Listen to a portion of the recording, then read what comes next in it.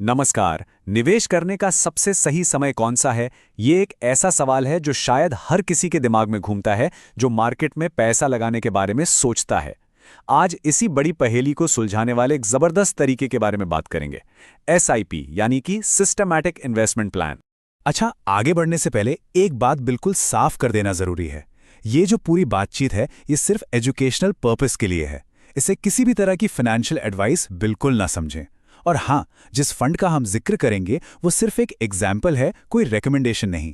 तो यही है वो एक सवाल कि मार्केट में पैसा कब लगाएं? अभी लगा दें या थोड़ा रुक जाएं? मार्केट के नीचे आने का इंतजार करें? ये कन्फ्यूजन इतना ज्यादा होता है कि कई लोग तो शुरुआत ही नहीं कर पाते।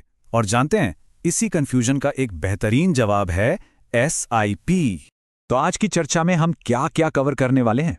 सबसे पहले समझेंगे निवेश से जुड़े डर को। फिर देखेंगे कि एसआईपी इसका कितना आसान सॉल्यूशन है। एक रियल लाइफ एग्जाम्पल से इसका मैजिक देखेंगे। एसआईपी और एकमुश्त निवेश यानी लमसम को कंपेयर करेंगे। रिटर्न्स कैसे बढ़ाए जा सकते हैं वो जानेंगे और आखिर में एक छोटा सा क्विज भी होगा। चलिए, तो सबसे पहले बात करते हैं उस डर की जो अक्सर लोगों को एक्शन लेने से रोक देता है। देखिए, दिमाग में यही सब चलता रहता है कि क्या ये सही टाइम है? कहीं ऐसा ना हो कि आज पैसा लगाऊं और कल मार्केट क्रैश हो जाए। क्या मैं बहुत महंगा तो नहीं खरीद रहा? और इन सवालों के चक्कर में होता यह है कि फैसला ही नहीं हो पाता और बस सही समय का इंतजार होता रहता है।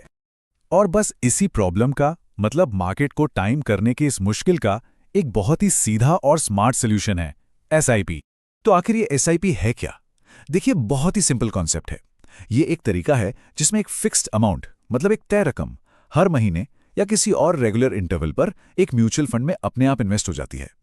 बस दो बातें याद रखनी है, फिक्स्ड अमाउंट और रेगुलर इंटरवल।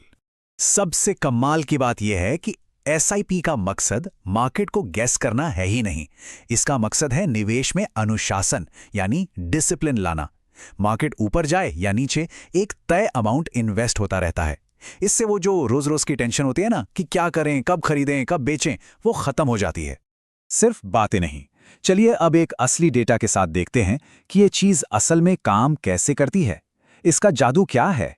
तो इसके लिए एक रियल म्यूचुअल फंड का डेटा लिया गया, मई 2013 से जून 2021 तक का। अब मान लेते हैं कि किसी ने इन 8 सालों में हर महीने की 28 तारीख को सिर्फ 5,000 रुपए इन्वेस्ट किए। तो 8 साल में टोटल इन्वेस्टमेंट कितना हुआ? 4,90,000 रुपए। ठीक है, अब देखते हैं कि इन पैसों का हुआ क्या। और नतीजा सच में देखने लायक है। वो 4,90,000 रुपए 8 साल बाद बढ़कर हो गए 11,60,000 रुपए, मतलब 2 गुने से भी ज्यादा। सोचिए, यही ताकत है लगातार डिसिप्लिन के साथ किए गए छोटे छोटे निवेश की। यानी कि पूरे 137% का एब्सोल्यूट रिटर्न। जबरदस्त। अच्छा, अब एक सवाल मन में आ सकता है कि हर महीने थोड़ा थोड़ा क्यों? अगर एक साथ ही कोई बड़ी रकम इन्वेस्ट कर दी जाए तो चलिए अब एसआईपी और लमसम यानी एकमुश्त निवेश को आमने सामने रखकर देखते हैं।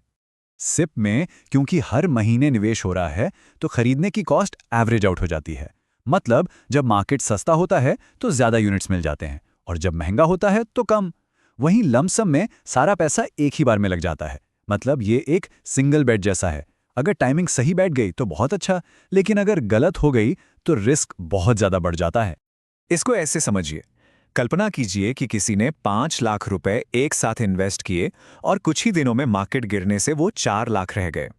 ये जो फीलिंग होती है ना, वो बहुत बुरी होती है। और यही लमसम इन्वेस्टमेंट का सबसे बड़ा इमोशनल रिस्क है। ठीक है, तो एसआईपी एक बेहतरीन तरीका है, ये तो समझ आ गया।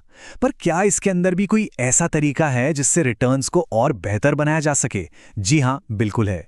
एक छोटा सा फैसला बहुत बड़ा फर्क डाल सकता है। और इसके लिए एक्सपेंस रेशियो को समझना बहुत जरूरी है। ये बेसिकली एक छोटी सी एनुअल फीस है जो म्यूचुअल फंड कंपनी अपने खर्चे जैसे फंड मैनेजर की सैलरी, एडमिन कॉस्ट वगैरह के लिए इन्वेस्टमेंट की वैल्यू से काटती है। देखिए, हर म्यूचुअल फंड स्कीम के ना 2 वर्जन होते हैं, एक रेगुलर प्लान और एक डायरेक्ट प्लान। रेगुलर प्लान में एक एजेंट या डिस्ट्रीब्यूटर का कमीशन जुड़ा होता है, जिसकी वजह से उसका एक्सपेंस रेशियो ज्यादा होता है। वहीं डायरेक्ट प्लान में कोई भी चोलिया नहीं होता, इसलिए उसका एक्सपेंस रेशियो कम होता है और कम खर्च का सीधा मतलब है निवेशक के लिए ज्यादा रिटर्न। और ये कोई छोटा मोटा फर्क नहीं है। एक्सपेंस रेशियो में सिर्फ 1% का अंतर भी लंबे समय में रिटर्न में लाखों का फर्क पैदा कर सकता है। तो निचोड़ ये है कि जब भी निवेश करने का सोचें, हमेशा डायरेक्ट प्लान ही चुनें। चलिए, अब तक जो कुछ भी हमने समझा है उसे टेस्ट करने का समय आ गया है। एक छोटे और मजेदार क्विज का समय है। पहला सवाल, एसआईपी का सबसे बड़ा फायदा क्या है? ऑप्शंस हैं ए, गारंटीड हाई रिटर्न्स, बी, बाजार को टाइम किए बिना अनुशासित निवेश, सी, कोई रिस्क नहीं, या डी, तुरंत मुनाफा। अब 5 सेकंड का टाइमर शुरू होगा। और सही जवाब है बी। एसआईपी का असली जादू मार्केट को गेस करने में नहीं, बल्कि निवेश में अनुशासन लाने में है। अगला सवाल, हमारे उदाहरण में 8 साल में लगाए गए 4.9 लाख रुपए बढ़कर लगभग कितने हो गए थे? ए 5 लाख, बी 8.2 लाख, सी 11.6 लाख, या डी 15 लाख। अब 5 सेकंड का टाइमर शुरू होगा। बिल्कुल सही जवाब है सी, 11.6 लाख रुपए। यह है कंपाउंडिंग और लगातार निवेश की ताकत। तीसरा सवाल, एक्सपेंस रेशियो क्या होता है? ए, मुनाफे पर टैक्स, बी, अकाउंट खोलने की फीस, सी, म्यूचुअल फंड का सालाना चार्ज, या डी, जल्दी पैसे निकालने पर जुर्माना। अब 5 सेकंड का टाइमर शुरू होगा। और सही जवाब है सी, ये म्यूचुअल फंड को चलाने का सालाना खर्च होता है। चौथा सवाल, कौन सा म्यूचुअल फंड प्लान आमतौर पर ज्यादा रिटर्न देता है? A, regular plan, B, agent plan, C, secured plan, या डी, डायरेक्ट प्लान। अब 5 सेकंड का टाइमर शुरू होगा। सही जवाब है डी, डायरेक्ट प्लान। क्यों? क्योंकि इसमें कोई एजेंट कमीशन नहीं होता, जिससे एक्सपेंस रेशियो कम रहता है और रिटर्न ज्यादा मिलता है। और आखिरी सवाल, अगर किसी के पास एक मुश्त रकम हो तो निवेश करने की सबसे अच्छी रणनीति क्या है?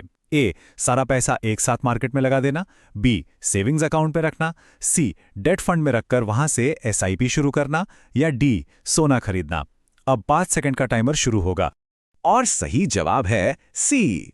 इसमें लमसम अमाउंट पहले एक सेफ डेट फंड में जाता है और फिर वहां से धीरे धीरे इक्विटी में एसआईपी के जरिए इन्वेस्ट होता है। ये सुरक्षा और ग्रोथ का एक बेहतरीन कॉम्बिनेशन है। तो अब एसआईपी का कैसे और क्यों, ये दोनों बातें साफ हैं। अब असली सवाल ये है कि इस जानकारी को एक्शन में बदलने के लिए, निवेश की यात्रा शुरू करने के लिए पहला कदम क्या होगा?